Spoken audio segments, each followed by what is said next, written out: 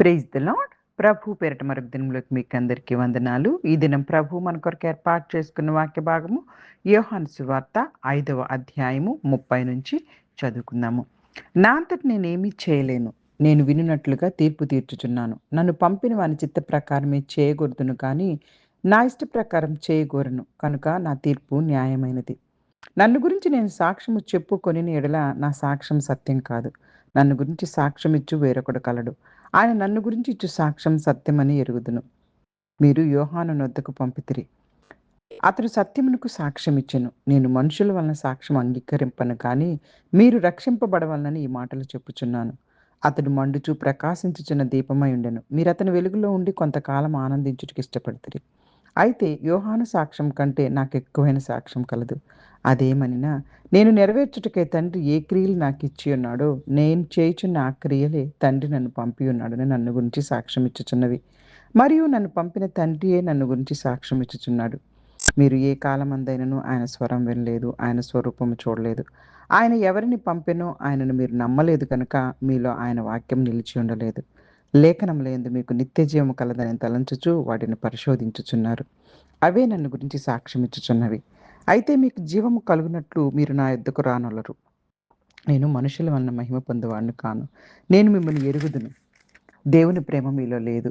నేను నా తండ్రి నామమున వచ్చి ఉన్నాను, మీరు నన్ను అంగీకరింపరు. మరి ఒకడు తన నామమున వచ్చిన యెడల వానిని అంగీకరింతురు. అద్వితీయ దేవుని వలన వచ్చు మెప్పుయు కోరక ఒకని వలన ఒకడు మెప్పు పొందుచున్న మీరు ఎలాగ నమ్మగలరు? నేను తండ్రి యొద్ద మీ మీద నేరం మోపుదునని తలంచుకుడి. మీరు ఆశ్రయించుచున్న మోషేనే మీ మీద నేరం మోపును. అతడు నన్ను గురించి వ్రాసిన గనుక మీరు మోషేను నమ్మనట్టయితే నన్నును నమ్ముదురు. మీరు అతని లేఖనమును నమ్మని యెడల నా మాటను ఎలాగూ నమ్ముదురు? హల్లెలూయా, హల్లెలూయా. పరిశుద్ధ దేవుడు ఈరోజు ఈ వాక్య భాగం ద్వారా మనతో మాట్లాడడానికి ఇష్టపడుతూ ఉన్నారు. ఈ యొక్క అధ్యాయం అంతా కూడా మనం చూసుకోగలిగితే యోహాను సువార్త 5వ అధ్యాయంలో అంటే మొదటి నుంచి కూడాను యూదులు ఆయనను వ్యతిరేకిస్తూ ఉన్నారనమాట. అందుకే యేసుక్రీస్తు ప్రభువారు ఈ భాగంలో తన దైవత్వాన్ని, తండ్రి యొక్క ఏకత్వాన్ని, తండ్రితో తాను ఎలాగా కలిసి ఉన్నారు అన్న విషయాన్ని యూదులకు తెలియపరుస్తూ ఉన్నారనమాట. అక్కడ అన్ని వచనాలు కూడా అవే భాగాలను మనకు తెలియపరుస్తారు.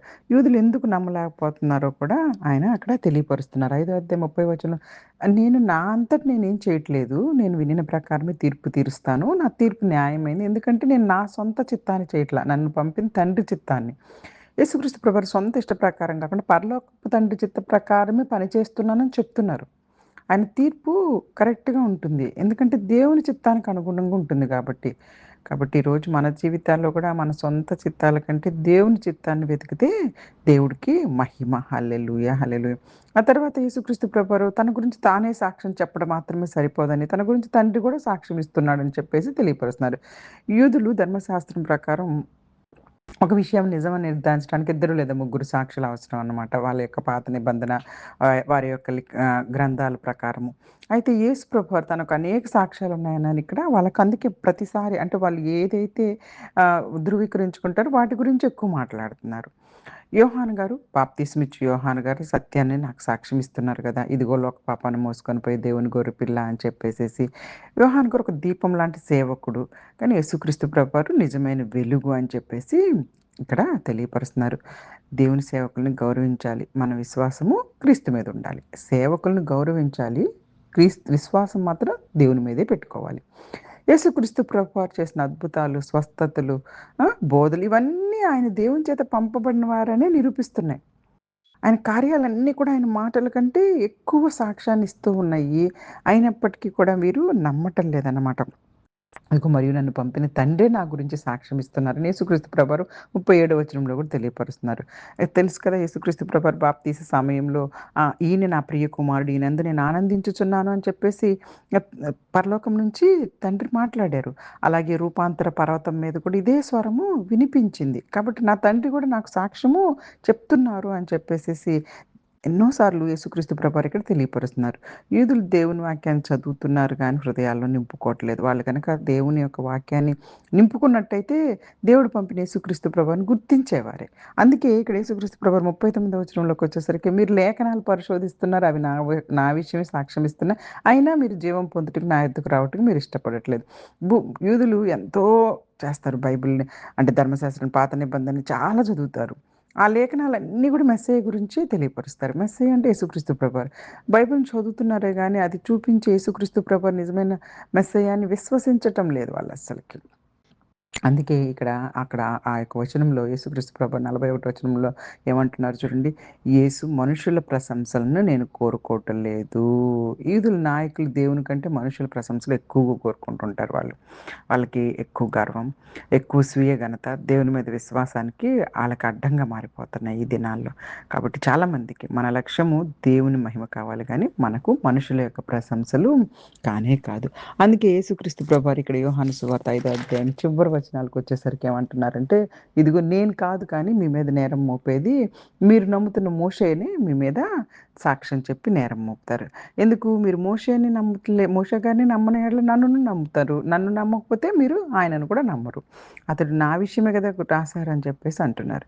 కాబట్టి యూదులు మోషే గారిని చాలా గౌరవిస్తారు. అందుకే మోషే గారి యొక్క ఆహ్, అంటే చనిపోయిన తర్వాత ఆయన శరీరం గూడా దేవుడు దొరకకుండా చేశారు. ఎందుకంటే యూదులకి చాలా ఇంకా ఆయననే దేవుడిగా ఆరాధించేస్తారు. ఇక ఒకవేళ ఆయన శరీరం దొరికుంటే ఇంకా దానిని ఇంకా ఆలయాలు కట్టేస్తారని దేవుడు అలా చేశారు. మోషే గారు రాసిన ధర్మశాస్త్ర ప్రవచనాలన్నీ రాబోయే మెస్సయ్య గారిని సూచిస్తున్నాయి. కదా! అయినప్పటికీ గూడాను వీళ్ళంతా గూడాను యేసుక్రీస్తు ప్రభువుని తిరస్కరిస్తున్నారు. ఈ భాగంలో ముఖ్యమైన బోధ ఏంటంటే యేసుక్రీస్తు ప్రభువారు ఎల్లప్పుడూ తండ్రి చిత్తాన్ని నెరవేరుస్తున్నారు. ఆయన గురించి అనేక సాక్ష్యాలున్నాయి. బాప్తిస్మిచ్చి యోహాను గారు సాక్ష్యం ఇచ్చారు. పరలోకపు తండ్రి సాక్ష్యం ఉంది. యేసుక్రీస్తు ప్రభువారు చేసిన అద్భుత కార్యాలున్నాయి. పరిశుద్ధ లేఖనాలన్నీ ప్రభువారి గురించే తెలియపరుస్తున్నాయి. అలాగే మూషా గారు వారి రచనలో కూడాను యేసుక్రీస్తు ప్రభువారి గురించే తెలియపరుస్తున్నారు. కాబట్టి బైబిల్ చదువుతున్నామని కాదు కానీ, క్రీస్తు ప్రభువారిని తెలుసుకొని ఆయన్ని అనుసరించడం మన జీవితాల్లో చాలా ముఖ్యమైన విషయం. దేవుని మహిమను కోరేవారు నిజమైన విశ్వాసంలో ఎదగాలి.